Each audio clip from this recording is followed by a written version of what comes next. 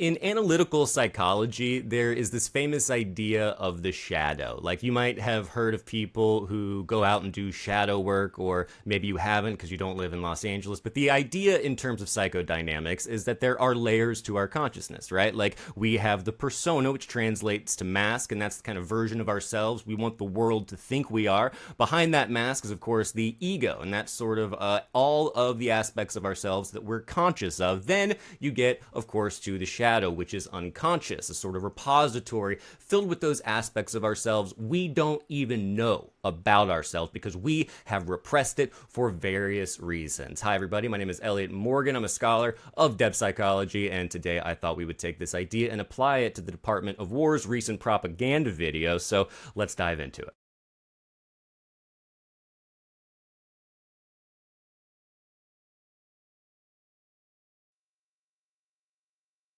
It's 1823. The map of the Americas is being redrawn. Spain has spent centuries amassing a new world empire stretching from Patagonia to California. Now their grip was slipping fast. One by one, Spain's colonies are declaring independence. And back in Europe, the old empires are not taking it well. They're asking themselves, what's to stop us from taking it all back? The United States had come into being mere decades ago in the Revolution. Then we fought Britain again in the War of 1812. America was concerned of the involvement of foreign empires in the New World. Now, America sensed an opportunity to establish a new order. Britain, focused on protecting its trade with the emerging nation, proposed a joint declaration with the United States to deter intervention. But Secretary of State John Quincy Adams, suspicious of British motives, convinced President James Monroe to act independently. Monroe then declared a decree to Congress, among the boldest diplomatic statements in American history. So I don't think you need me to tell you that there's a little bit of a lack of nuance going on here, but I do love the absolute projection of strength that they're trying so hard to accomplish here, because the thing about the persona is when you lean so heavily into it, eventually you start thinking that that's actually who you are, right? Like, you hear this a lot with creators who go through burnout and all of a sudden they feel like they've created this sort of facsimile version of themselves. This is, of course, applying it to not only the Department of War, but the U.S. government in general. But the idea, I think, still stands. They're trying so hard to tell us, so hard to even almost convince themselves that we are the greatest single country that has ever existed on the face of the planet. And when that happens, eventually, the shadow side will start seeping through a little bit. So we're going to get into some of that in just a little bit.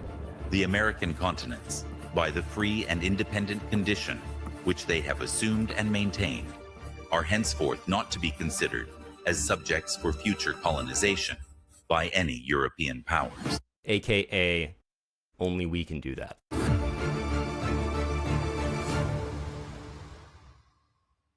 The United States, still a young frontier nation, positioned itself as the preeminent power in the New World and set the stage for centuries of American foreign policy in our hemisphere. So this is really great, too. There is another famous line by the French psychoanalyst Lacan, who said something along the lines, I'm paraphrasing, but the unconscious always speaks. And so you don't really have to go digging too deep. Sometimes people will tell you the truth, and this is the truth. It has defined our foreign policy for hundreds of years. The problem is that this is more of a confession than a brag. They just don't seem conscious of that. This decree transformed America's role and standing in the global order, though initially relying on the deterrence of the British Navy to enforce it. For decades, the doctrine served as a defensive shield while America expanded westward. So that is also kind of an oxymoron there. And if you want to read more about that, you can read the book The End of the Myth by Greg Grandin. I highly recommend it because it centers on this sort of archetypal idea of expansion and how it has informed so many of our foreign policy decisions, going back to, of course, the Monroe Doctrine, but also previous to that for obvious reasons.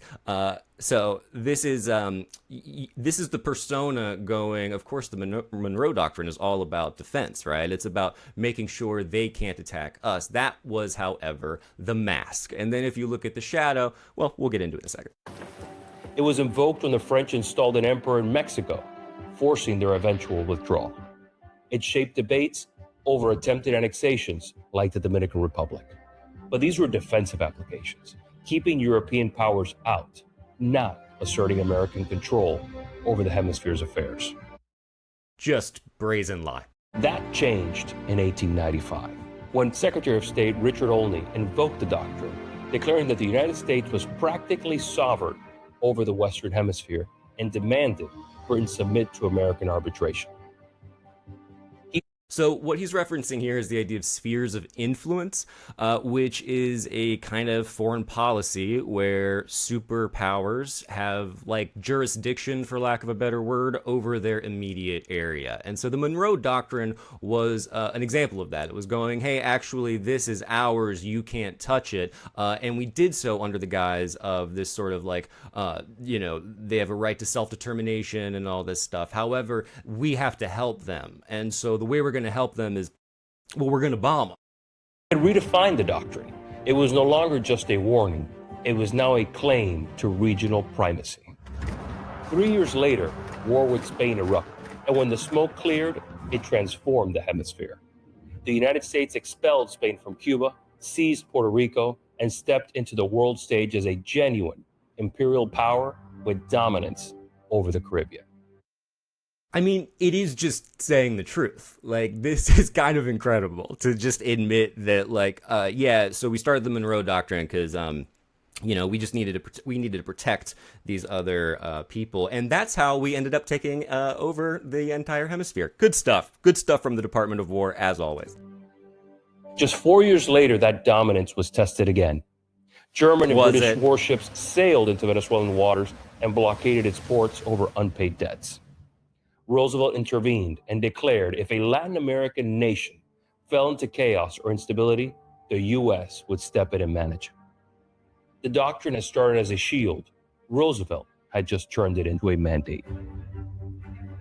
That is about as depth psychological as you can get. I mean, saying it started out as a shield definitely implies that it didn't stay that way. Opportunity for American leadership in the Western Hate to go all real smart on you, but it's pretty obvious. Hemisphere came in 1903, when Panama sought independence from Colombia.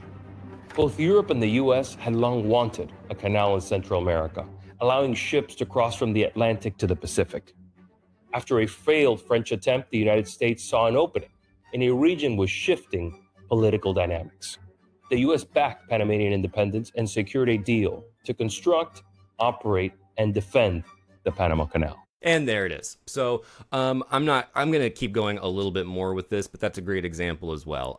They're going to have their independence, but also we're going to economically benefit from it.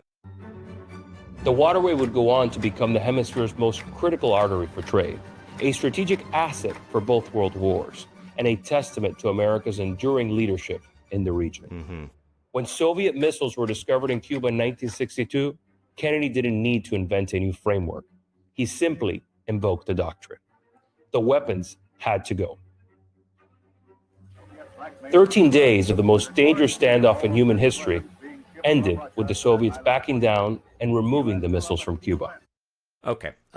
So let's go ahead and see some responses here. Because first of all, the fact that the Monroe Doctrine has been a defining feature of our foreign policy is, again, nothing to brag about. And it has been used to justify coups, invasions, teaching other countries how to torture people, the formation of the CIA, the Cuban Missile Crisis, the Bay of Pigs, and in Trump's second term alone, it's worth noting he's bombed 7 countries, bringing his total to 10. He is talking of taking back the Panama Canal. He is doing Operation Total Extermination to take care of these alleged drug cartels. All over Latin America. And so let's look at a response from a congresswoman here, because I think she says it probably a lot better than I can.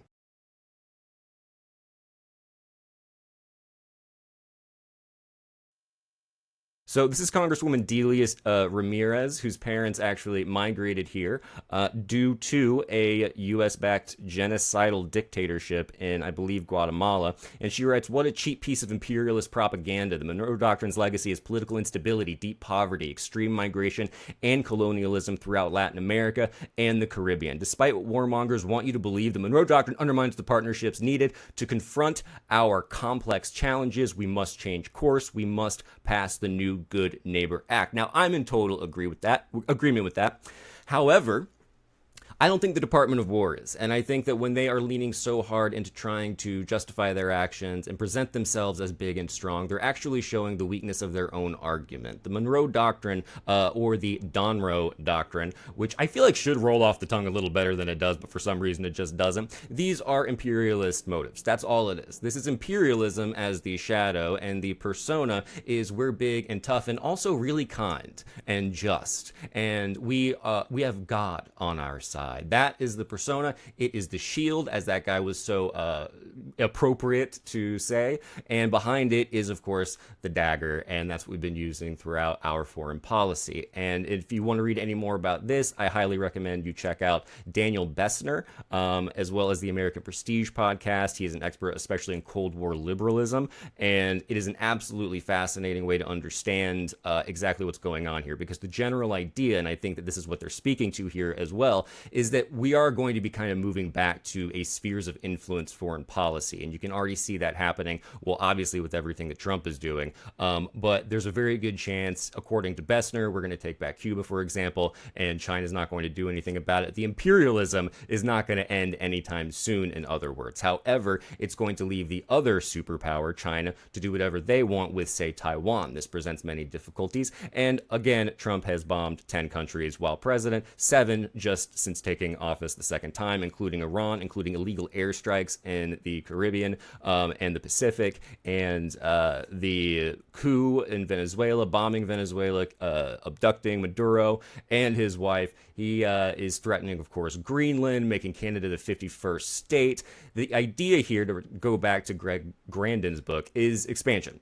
We have an addiction to expansion in this country, both economically and territorially. And when we run out of territory, we have to do it economically. And we do it in very clever and not so subtle ways at times, but we do it. And it's all tied together, and it's all under the guise of, hey, aren't we great? So great stuff, as always, from the Department of War. I hope they continue with this kind of propaganda. Unfortunately, I did feel myself getting a little too bored there, so maybe spice it up next time, Hegseth, okay? We know, take a little bump, go to the bathroom, take a bump, and then do another round. Bump up the tempo a little bit, okay? The music is a little corny, all right? Just a little bit. You can do better next time. The propaganda is maybe infuriating to some. To me, it's a little disappointing. All right, everybody, I'm Dr. Elliot Morgan. Don't forget to like and subscribe, and I will see you next time.